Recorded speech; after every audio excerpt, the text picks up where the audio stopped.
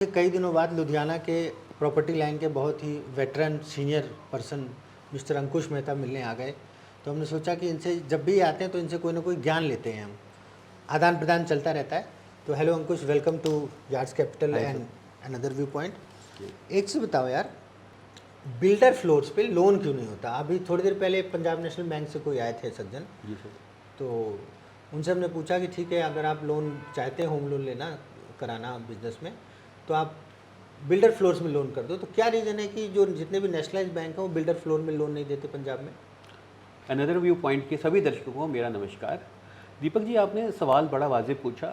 Usually होता क्या है कि जो भी बिल्डर्स जब ये फ्लोर्स बनाते हैं, खास करके बिल्डर फ्लोर्स, ये सारी चीज़ें करते हैं जब प्लान्स अप्रूव कराते हैं। खास करके जब इंडिविजुअल प्लॉट्स के ऊपर ये अपने जब प्लान्स अप्रूव कराते हैं तो बिल्डिंग प्लान्स तो अप्रूव करा लेते हैं, पर्टिकुलर फ्लोर प्लान्स अप्रूवल नहीं कराते हैं। आपने कई प्रोजेक्ट्स देखे होंगे जहाँ पर दो दो प्लॉट्स को मर्ज करके अलग अलग फ्लोर्स बना के बेच दिए जाते हैं। अक्सर अक्सर यही होता है।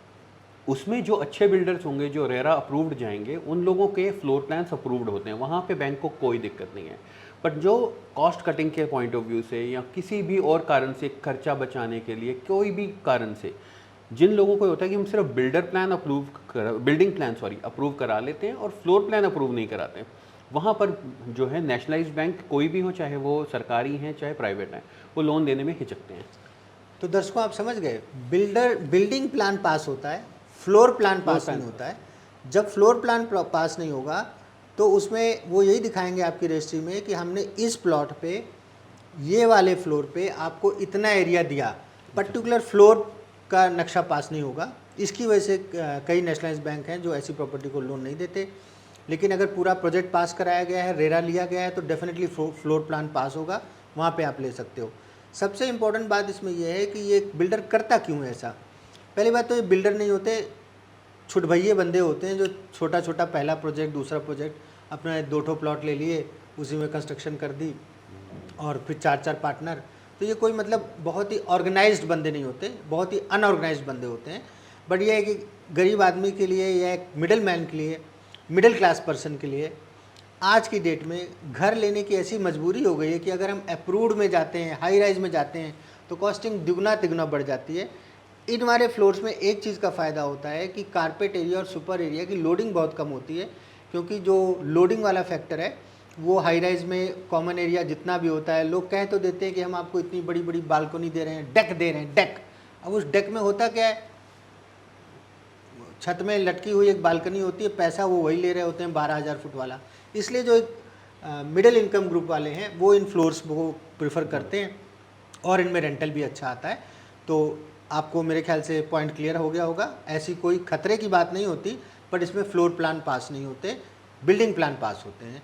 और जब रजिस्ट्री हो जाती है और म्यूटेशन हो जाता है तो प्रॉपर्टी में कोई कमी नहीं रहती, बट ये छोटा सा एक लैकुना उसमें रहता है।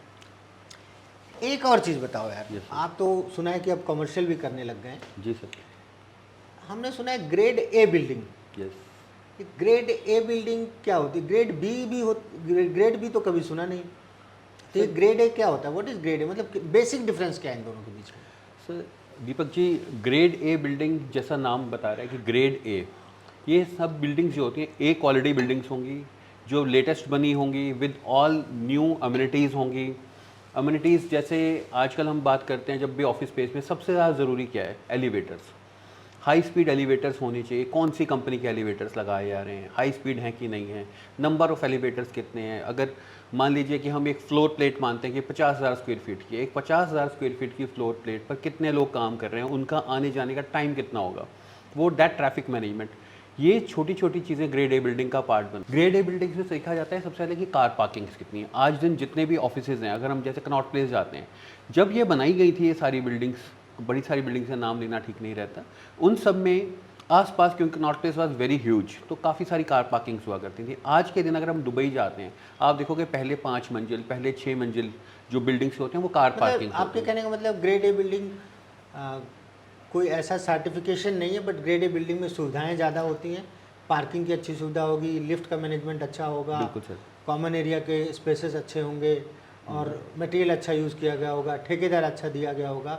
इन सारी सुविधाओं के साथ अगर कोई बिल्डिंग बन रही है तो हम उसको ग्रेड ए बिल्डिंग कह सकते हैं। सर इन सुविधाओं के साथ साथ इसमें एक दो चीज़ें और देखी जाती हैं। एनर्जी कंजम्पशन, हम आपके ऑफिस में बैठे हैं अभी, वेरी वेल लिटेड ऑफिस, ठीक है जी। अब इस तरह जब हम इस तरफ बैठे हैं, वेल लिटेड है, लाइटेड ऑफिस है, तो आप लोग क्यों नहीं आते हमारे ऑफिस में? आइए कभी टाइम निकाल के। बिल्कुल। जैसे मैंने आपको कहा आपका ऑफिस है, वेल लिटेड है, तो अब एनर्जी कंजम्पशन थोड़ा लो होगा। सर्दियों में ठंडे रहेंगे ऐसे घर ऑफिसेज, और गर्मियों में थोड़े तो से एनर्जी मैनेजमेंट के पॉइंट ऑफ व्यू, इसमें सोलर वगैरह यूज़ कर सोलर भी यूज़ होगा, पावर बैकअप भी दिया जाएगा। यूजली सबसे बड़ा एडवांटेज होता है ग्रेड ए बिल्डिंग्स में कि जब कोई बड़ी कंपनीज आ रही हैं, जैसे मान लीजिए मैं LIC हाउसिंग फाइनेंस की बात कर लेते हैं, PNB की बात कर रहे थे, हम टेली परफॉर्मेंस हो गई, इस तरीके की जब कंपनीज आती हैं, बड़े बड़े KPOs हैं, BPOs हैं, जब इन लोगों ने आना है, इनके इंटरनेशनल स्टैंडर्ड्स हैं, इनको पर पर्सन इतनी कार पार्किंग चाहिए। BPO तो हमको पता है, business process. KPOs, yes, knowledge process अच्छा, आउटसोर्सिंग, के BPOs बिजनेस प्रोसेस आउटसोर्सिंग। तो इस तरीके की जब भी कंपनीज आ रही हैं, अब let's say Oracle wants to open an office in Mohali, तो वो उनके पास कोई बिल्डिंग नहीं है जो यहाँ पर आज की डेट में उनके मानकों पर पूरी उतरे। काहे नहीं है भैया, हमसे बताओ, हम तो 83 सेक्टर में आज ही एक first class grade A building आई है। आपको तो सेक्टर 66A में भी एक प्रोजेक्ट बताएंगे आज। चलिए, बहुत सुंदर। इसी के साथ इस कम्युनिकेशन को समाप्त करते हैं। अंकुश मेहता से हम रिक्वेस्ट करेंगे कि दोबारा आएँ और फिर हमारे दर्शकों का ज्ञानवर्धन करें। और इसके साथ ही आप समझ गए कि बिल्डर फ्लोर में क्या फ़र्क होता है और ग्रेड ए बिल्डिंग का क्या कॉन्सेप्ट है। Thank you very much. Channel पसंद आया हो तो भैया एक बटन ही तो दबाना है यार, दबा दिया करो, मोटिवेशन मिलता है हम लोगों को। और सब्सक्रिप्शन बढ़ता है तो उससे मोटिवेशन मिलता है, और ज़्यादातर लोग उन चैनल्स को बार बार यूट्यूब भी उसको प्रमोट करता है। तो बेल आइकन दबाइए, सब्सक्राइब कीजिए, और शेयर करने की आदत नहीं है, खुशियाँ और गम शेयर कर लेते हो, वीडियो भी शेयर किया करो। Thank you very much. Thank you.